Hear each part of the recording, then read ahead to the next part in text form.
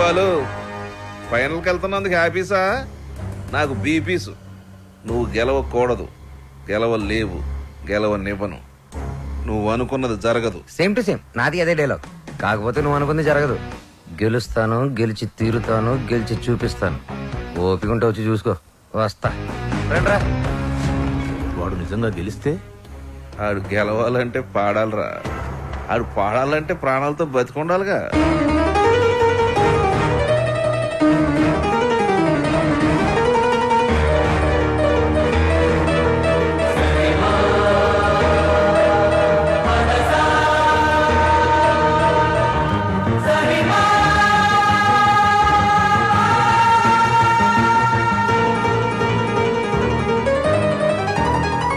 వాడేవర్రా నువ్వు గెలవని ఛాలెంజ్ చేస్తున్నాడు? నేను హైదరాబాద్కి ఛాలెంజ్ చేసి వచ్చాను రా, సింగర్ అవుతానని. మాకు 2 షాప్స్ ఉన్నాయి. మా అమ్మకి నేను పెద్ద సింగర్ అవ్వాలని కోరిక. రేయ్, ఈ పాటలు సంగీతం కడుపు నింపవు గానీ నా మాటని చదువుకోరా. నాన్న నాకు చదువు ఎక్కట్లేదు నాన్న. నేను చిన్న చిన్న ఫంక్షన్స్ లో పాడుతూ ఉంటా, అందరూ నన్ను జూనియర్ బాలు అంటున్నారు. జూనియర్ ఘంటసాల అని కూడా అంటారు. అనేవాడు ఎవడో కాస్త అన్నం పెట్టాడు. రేయ్, నాకు ఎలాగా అవకాశం లేదు, నీకు అవకాశం చదువుకోరా. ఏమండి, మనవాడికి పాటలంటే ప్రాణం అండి.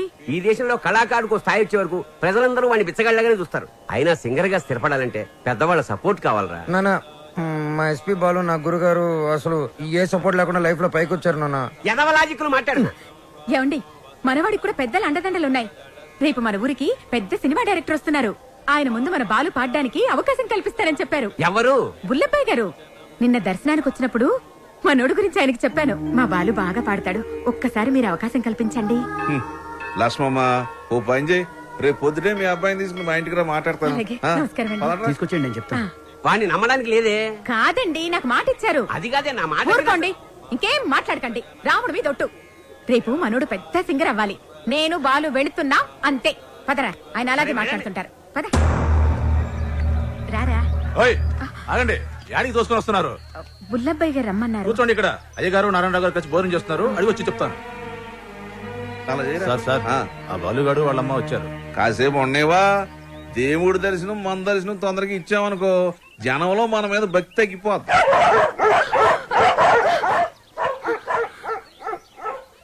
మా కుక్కలు కూడా మీరు నచ్చలేదు, అందుకని అరుస్తున్నాయి. ఊరుకోరా, ఇంత ఆవేశం ఉండకూడదు నాన్న. రేపు నువ్వు పెద్ద సింగర్ అయ్యాక ఇవన్నీ గుర్తుకు తెచ్చుకుని సంతోషించే విషయాలు. మనం మర్యాద కోసం రాలేదురా, అవకాశం కోసం వచ్చాం. అంటే బాలు బానే పాడతాడు కదండి. గురువు గారికి పరిచయం చేసి అవకాశం ఇప్పించామనుకోండి, మీ పేరు చెప్పిన సినిమాలో పాటలు పాడుకుంటాడు.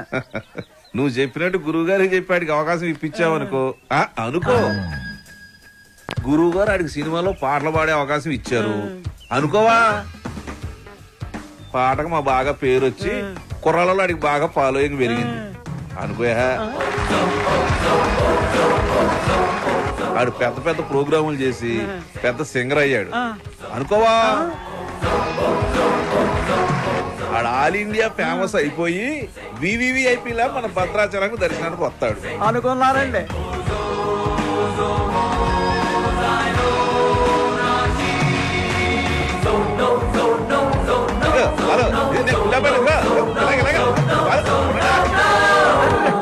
మరి వాళ్ళని ఇక్కడికి ఎందుకు పిలిచారండి? కారణం లేకుండా కడుపైనా చేయను ఉంది. వాళ్ళని పిలవడం వెనక, వాళ్ళని అవమానపరచడం వెనక కారణం ఉందరా. సహనం ఉండాలిరా నాన్న. ఇప్పుడే కదా అన్నాను ఇంత ఆవేశం ఉండకూడదని.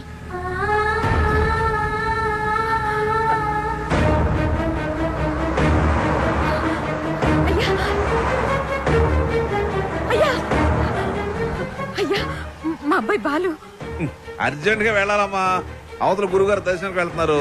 మీరే రమ్మన్నారయ్యా. అన్నాను, మనకు తీరుకుండాలి, పెద్ద ఆయనకి తీరుకుండాలి. అపాయింట్మెంట్ తర్వాత చూద్దాం, తర్వాత చూద్దామా. ఏమైంది లక్ష్మి? క్షమించయ్యా, నువ్వు వద్దన్నా కూడా వినకుండా నేను తీసుకెళ్ళాను. నన్ను క్షమించు.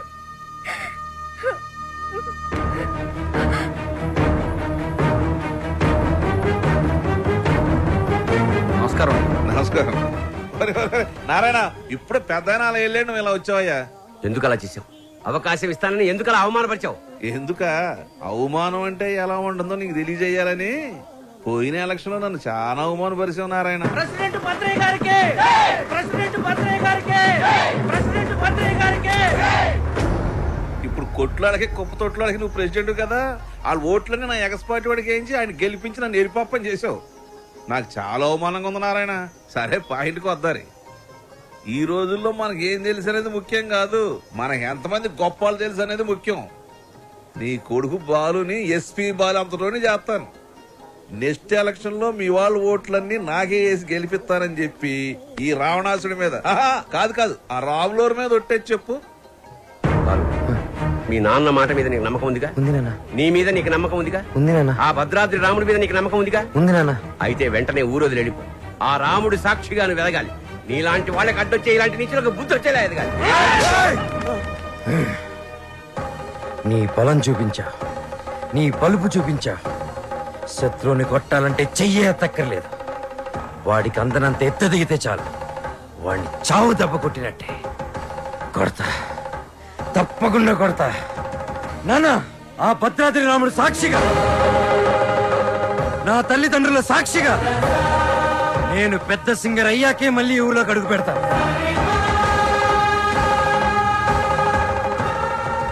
ఇంత బాధ నీలో పెట్టుకుని బయటికి మామూలుగా హ్యాపీగా ఎలా ఉండగలుగుతున్నావురా? మరి మీ అమ్మా నాన్న? అమ్మ అప్పుడప్పుడు ఫోన్ చేస్తూ ఉంటుందిరా. కనీసం ఈ సంక్రాంతికైనా ఇంటికి ఒకసారి రమ్మంటుంది. సింగర్ అయ్యేంత వరకు మా ఊరి వాళ్ళకి నా మొహం చూపించడం నాకు ఇష్టం లేదురా.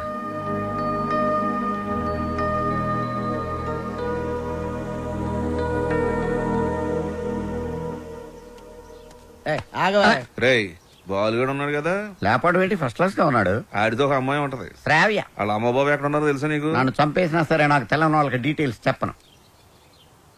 తెలుసు, చెప్తాను. అమెరికాలో అవునండి, మీ అమ్మాయి ఒక అనామకుడితో తిరుగుతుంది. అవును, వాళ్ళ అమ్మ నాన్న భద్రాచలంలో పూల కొట్టును ఫోటో ఫ్రేమ్ వ్యాపారం చేస్తుంటారు. No, I don't believe it. ఏంటే నమ్మరా? పోనీ ఓ పని చేయండి, మీరు ఇక్కడికి వచ్చేయండి, మీకు సాక్ష్యాలతో సహా వాళ్ళు ఎలా తిరుగుతారో ఏంటో మొత్తం చూపిస్తాను. వాట్? వెంటనే బయలుదేరుతున్నాను.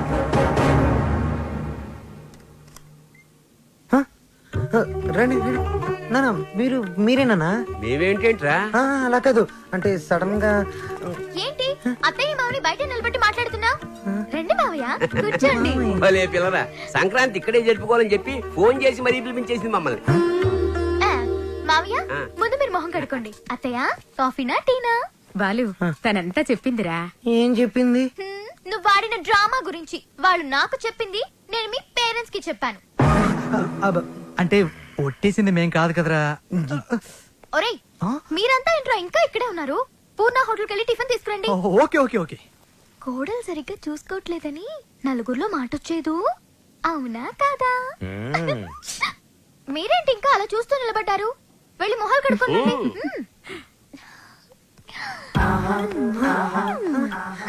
అత్త మామ అంటున్నావేంటి? నా మొగుడు అమ్మ అప్ప, నాకు అత్తయ్య మామయ్య అవుతారు కదా. అబ్బానా లాంగ్వేజ్ మారుతుందంటే? ముందు ముద్దు పెట్టు. అమ్మో నిగ్రహం నేను పెట్టను.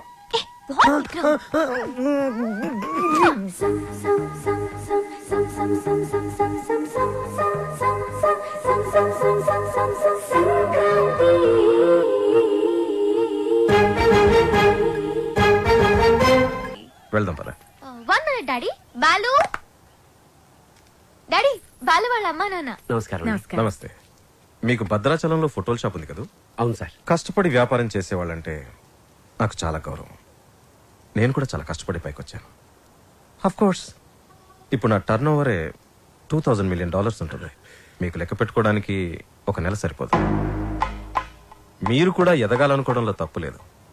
కానీ ఓ కోటీశ్వరుడి కూతురికి మీ అబ్బాయితో ఎరవేయించి రాంగ్ రూట్ లో చీప్ గా ఎదగాలనుకోవడం బాలేదు, అస్సలు బాలేదు. చూడండి సార్, మా బాలు. ప్లీజ్, మీలాంటి అడుగు తినే వాళ్ళతో డిస్కస్ చేయడం నాకు ఇష్టం ఉండదు. Daddy, what is this? బంగారం, అడుగు తినే వాళ్ళకి అన్నం పెట్టొచ్చు, కానీ ఇంట్లోకి తీసుకొచ్చి పెట్టకూడదు. మర్యాదగా మాట్లాడండి. ఎవరు అడుక్కునేవాళ్ళు? ఎవరు? నువ్వు మాట్లాడుకురా. ఎర్ర వేసావంట, ఎర్ర. ఏమయ్యా, నీ బిడ్డ బంగారం అయితే నా బిడ్డ వజ్రం. ఎక్కడైనా ఇచ్చేవాడిదే పై చెయ్యి. సాంప్రదాయ సంగీతం రీసెర్చ్ కి సహాయం చేయమని మీ అమ్మాయే మా వాడిని అడిగింది. ఏమన్నావు? నీ డబ్బులు లెక్క పెట్టడానికి మాకు 4 రోజులు సరిపోదా? మా వాడు అందించిన సాంప్రదాయ సంగీతానికి విలువ కట్టడానికి మీలాంటి కోటీశ్వరులకు కోటి జన్మలైనా సరిపోదు. ఇప్పుడు చెప్పు, అడుక్కు తినేది మీరా మేమా? ఏంట్రా వాగుతున్నా?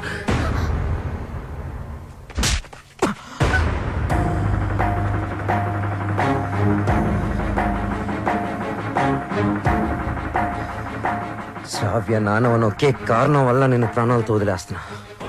అవును, శ్రావ్యని ప్రేమిస్తున్నా.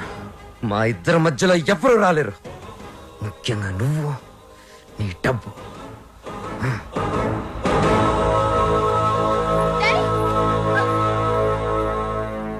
ఎస్, అమెరికాకి టికెట్స్ కావాలి, వెంటనే కావాలి. I don't want any explanation. Dad, please, I want to talk to you for a minute, Dad. Please. అమెరికాలో మాట్లాడుకుందాం. 1 hour లో ప్యాక్ చేసుకో. We are leaving. What are you doing, Dad? ఏం చేస్తున్నారు? సెటిల్మెంట్. చూడు, ఆ బాలు నీకు గైడ్ గా పనిచేశాడు, అమౌంట్ ఇచ్చేసావు. There ends the matter. ఏంటండి ఇదంతా? శ్రావ్య ఎంత కష్టపడి ఆ డాక్యుమెంటరీ రెడీ చేసింది. ఇంకా 2 రోజుల్లో సబ్మిషన్ ఉంది. దాని తర్వాత తప్పకుండా వచ్చేస్తుంది. నన్ను నమ్మండి ప్లీజ్, ప్లీజ్. అలాగే